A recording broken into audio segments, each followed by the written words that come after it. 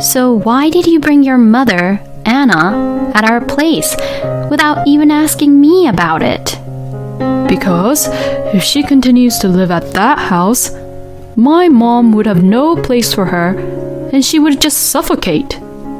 How long are you planning to have Anna stay here at our place? Oh, I don't know. Maybe until everything calms down, I guess. I wanted to question my husband, Sam, further about what he meant when he said that. But more than that, I was just disappointed by how my husband was really overprotective about his own mother, or rather, how he acted like a mama's boy. My name is Tia, and I am 30 years old, working in a company. I married my husband, Sam, and it has been 3 years now since we got married. My husband and I do not have any kids yet at the moment, and both of us are working. I am better at doing most of the house chores than my husband, so I basically do all the cleaning and cooking around the house. But when there were days where I had to work overtime and had to work really late, my husband will cook very simple meals for me, and on weekends he would clean the shower, bath, and toilet. So I believe that we have a reasonably well-balanced life as a married couple. But recently, there has been a slight change in our everyday life. That is that my husband has been visiting his parents' place a lot more frequently than before. The reason for this is probably due to my husband's father, who had passed away about 6 months ago. My father-in-law, Jack, and my mother-in-law, Anna, used to live together in their house. But when Jack passed away and Anna was left all alone, my husband's brother, Cameron, and his wife, Susan, began living with Anna. But unfortunately, ever since they started living together, it seems that Anna, Cameron, and Susan are not getting along very well. So, my husband has been visiting over, going to their place to be their mediator, and standing in between them as they fight with each other frequently. At first, I think that both Cameron and Susan were doing reasonably well living together with Anna. Anna was really depressed at the time when Jack suddenly passed away and left her, and she definitely needed someone's support right away. Even I took some time out of my work schedule to visit Anna at her house to support her for a little while. But thanks to the efforts made by Cameron and Susan, Anna had gradually regained her health and became more positive. And I remember that we were all saying to each other how relieved we all were because of that. So, when Anna got much better, an unexpected incident struck Cameron and Susan. The incident involved Cameron and Susan's daughter, Sarah, who was a grandchild for Anna. Anna, who had regained her energy and health, began to strictly educate Cameron and Susan's daughter for some reason. Cameron and Susan's daughter was only 3 years old, but Anna keeps on strictly telling her things like, "You don't know how to hold the spoon properly," or yelling, "You better eat all the vegetables," to Sarah. And if she didn't finish her meal completely, Anna would have Sarah continue to sit by the table and not allow her to do anything else, and just educated her very strictly in a really old-fashioned way. Susan, on the other hand, wanted to let her own daughter have as much freedom as possible, which was her own way of raising her daughter. So, she wanted to follow a policy of not being too strict on her daughter. But Anna is so strict and educating Sarah in a strict way that Susan is struggling to stop her every time she tries to be strict to Sarah. Cameron also agrees with Susan's way of raising their own child and has been warning Anna about how strict she was, but unfortunately, Anna does not listen to him at all and is doing whatever she wants. But since Cameron comes home late at night after work, Susan had to try and stop Anna's outrageous outbursts all by herself during the day and during dinner time. After that, both Cameron and Susan discussed the issue to Anna and made a promise that they would do their house chores separately. And since then, for a while, Anna did not really interfere with the married couple or their daughter. But since they did not live separately as they were living in the same house, Anna gradually began to break her promise and began over-interfering as usual, and everything had gone back to how it was in the beginning. Anna also began to act so selfishly that it was appalling to hear her throw away Susan's clothes without any permission just because the clothes looked old, or also threw away Sarah's favorite clothes, saying, "This doesn't look good on her." And then one day, an incident occurred. While Susan was shopping at the supermarket for groceries, Anna and Sarah were left alone for about 20 minutes. At this point, Sarah was now 4 years old, and she was playing in the living room, and Anna was there, so Susan let her guard down, thinking that everything would be fine while she went to the supermarket. Then, when Susan came home from shopping, she saw something that was surprising and unexpected. Anna was cutting Sarah's hair very short. To this, Susan was screaming at Anna, asking her, "What are you doing?" and immediately began questioning Anna. Then Anna replied, "A child this age plays outside more often, don't you think? And all the girls' hair grows long very quickly, so you might as well cut it short," and said this as if she had done the right thing. Sarah looked as if she was about to cry as her hair was being cut really short. After that, Cameron came back home, and finding out about what had happened, Cameron and Anna had the biggest argument ever, and that is where my husband comes in, as he is being the mediator between the two of them lately. But what I think personally is that as long as there is already a huge gap between Cameron and Anna, there seems to be no room for improvement, even if my husband intervenes. Besides, no matter how much I listen to what had happened in a logical way, the cause is entirely Anna's fault. And yet, Anna does not seem to think that it is all her fault at all. So, I think that's another reason why Anna is having conflicts and arguments with Cameron and Susan. I said to my husband, "If you are going to hold the line between Anna and Cameron, I think you need to make sure that Anna is aware of what is wrong." But to this, he replied saying, "No, it's not my mom's fault. She's doing the right thing." And my husband was completely on Anna's side and agreeing with what she had done.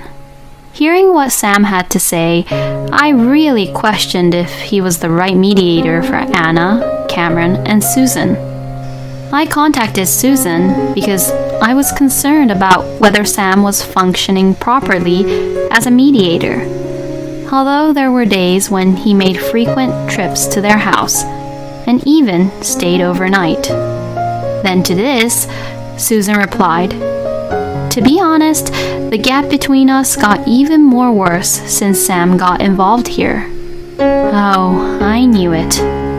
According to Susan's story, my husband kept saying to Cameron, "You should understand Mom's point of view," and said things which was defending Anna, and to that, Anna would take advantage of what Sam was saying and say even more terrible things or act even more terrible towards Cameron and Susan.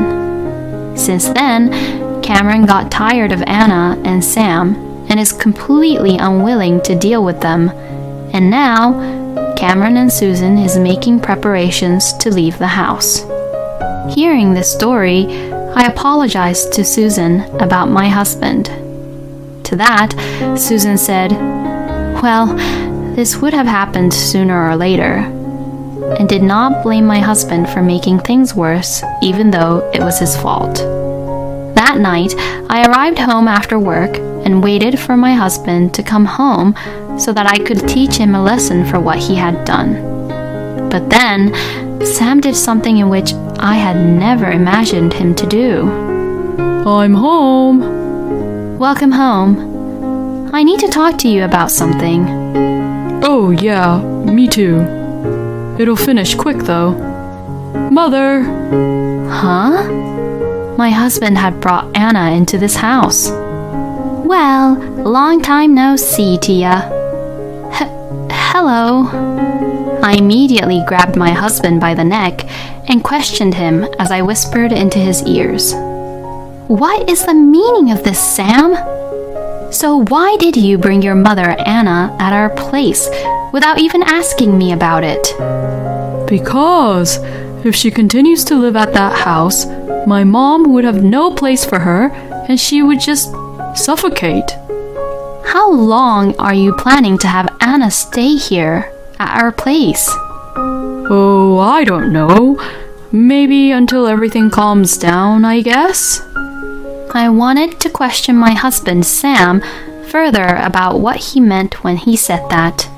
But more than that, I was just disappointed by how my husband was really overprotective about his own mother, or rather, how he acted like a mama's boy.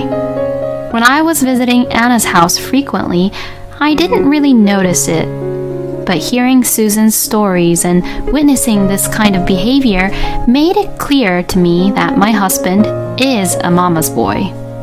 But just because he's a mama's boy does not mean that he should have brought home Anna without even telling me anything about it. I decided that I needed to have a proper discussion with my husband, so I told him that we would discuss it further after our work the next day, and that we'd discuss this somewhere outside where Anna was not there. I even sent him the address of a coffee shop during my lunch break and told him to meet me after work. But my husband did not show up even after waiting for him about an hour. I even sent a text message to him, but he did not respond at all. So I had no choice but to go home. And when I went back home, my husband was at home already, happily eating dinner with his mother. Oh, welcome home, Tia. My mom made some fried chicken and pasta tonight. They're really delicious, so you should hurry up and eat too, Tia. I couldn't stop being irritated and frustrated at Sam. Then, while Anna was gone to the bathroom, I quickly began questioning my husband. We promised that we'd discuss about your mother today, right? So why didn't you come to the coffee shop? Well, because my mom said that she was going to make fried chicken and pasta today. Besides, there's nothing much to discuss about my mother, is there? Ha! There is so much to talk about. Like about what had happened to Cameron and Susan, and how long you're going to have Anna here. There was so much that I wanted to say to Sam, but the discussion was interrupted since Anna had returned back to her seat from the bathroom. And a few days later, when I tried to discuss it with my husband, he brushed it off, and it seemed like Anna would not be leaving either anytime soon. I was getting really irritated and frustrated by this point that I could no longer concentrate on my work or focus on my house chores, so I took a paid leave from work for one day. I felt restless at home, so I went shopping for the first time in a while, went to a coffee shop which I had been wanting to visit, and relaxed as much as I could. I went out in the morning and came home around 2 p.m. and no one was home and it was too early to cook dinner, so I began to lay down on the living room couch and watched the TV. Then suddenly, the doorbell rang. I wondered who it was, and when I opened the door, I saw the delivery man. And there were several huge cardboard boxes next to him. I thought that this was strange since neither my husband or I ordered anything that huge, So I looked at the invoice and saw that they were all addressed to Anna, and that the sender was my husband. And this was when I finally realized what was happening. My husband was going to completely take Anna in with him and live with her here. Once I began to think that and connect the dots, I felt all these affectionate feelings I had for my husband disappear. I had been trying to think of a way to make everyone happy, Anna, Sam, and Cameron, and Susan, but I had realized that there was no way that everyone can be happy. And I also learned how selfish and irredeemable my husband is, and how hopeless the situation was. That day, my husband was still hanging around and being with Anna most of the time, and came home after having dinner with her. Then, the next day, when I saw him at the dinner table, my husband said, "Oh, by the way, my mom's packages will be arriving around today, so please take care of it." To this, I replied back saying, "Oh, those packages. I sent them back." And my husband replied angrily saying, "What? Why? What are you doing?" And he sounded really furious. I was just too tired to even fight Sam, so I simply said, "I just don't approve of Anna living together in this house." And to that, my husband snapped. "You've got to be kidding. If that's the case, then you better get out of here," saying really stupid things. I've already had enough and I didn't want to deal with my husband, so I said, "Well, I'm going back to my parents' house for today," and went to work. My husband came out from the living room and said, "Don't you ever come home again," which didn't make any sense at all, but I ignored it. I really couldn't care less anymore about Sam and didn't even want to talk to him anymore. That day, I went back to my parents' house after work. I spent the next few days relaxing at my parents' house and at the same time making certain preparations. During that time, I received several phone calls and messages from my husband, but all he said was apologize to my mother and I, and other selfish, stupid things, so I ignored all of the text messages and blocked his calls. Then, when everything was ready, I went home for the first time in a long time. Seeing me back home, my husband said, "Oh, so you came back because you're sorry," and grinned at me while he said this. "Yes, I'm sorry." "Well then, I forgive you." It was annoying to see my husband's idiotic, triumphant look on his face. Oh, please, don't get me wrong. What I was saying sorry for is that I was regretting my mistake of marrying a stupid person like you. What? I can't keep on doing this with you anymore, so let's just get a divorce. And saying that, I handed him the divorce papers. Divorce? Are you being serious? My husband was surprised, but when he realized that I was being dead serious, he said, Fine. Have it your way. I'll divorce you. And signed the divorce papers. Get all your stuff together and get the hell out of here. I couldn't really believe he was still saying these things like that. So, I showed my husband a document, as he was misunderstanding a lot. What the hell is this? It's the contract for this room. Oh, Sam, did you even forget that my parents are the ones who own this apartment room? Then I saw my husband's face turn completely pale. So, you and Anna should be the ones to leave this place, okay? I've decided to lend this room to another person, so you have until the end of the month to get out of here, okay? Hey, wait a minute. Let's just discuss this properly. Excuse me? What the hell are you saying? You're the one who's been refusing to discuss about everything I've been trying to discuss with you about all along, weren't you? Yes, that's right, but... Finally, at this point, it seems that my husband understood the importance of the situation. Anyways, just pack up your stuff and go back to Anna's house with her, okay? No, I can't. Actually, According to my husband's story, Anna's house had already been put up for sale. Cameron and Susan had already moved out of the house, so my husband and Anna came to the stupid conclusion that since Cameron and Susan left, Sam and Anna would just sell the house and use that money for Anna's retirement funds and live here instead. Hearing what had happened, I was just too stunned and speechless about how stupid Sam and Anna was being. Anywho, just get out quickly, okay? If you both won't leave, I'll call the police on you.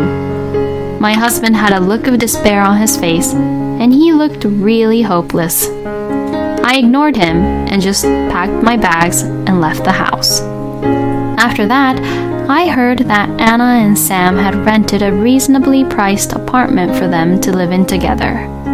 But my ex-husband's salary alone did not allow the two of them to live in such a nice room, and the room was much downgraded from the one they had been living in.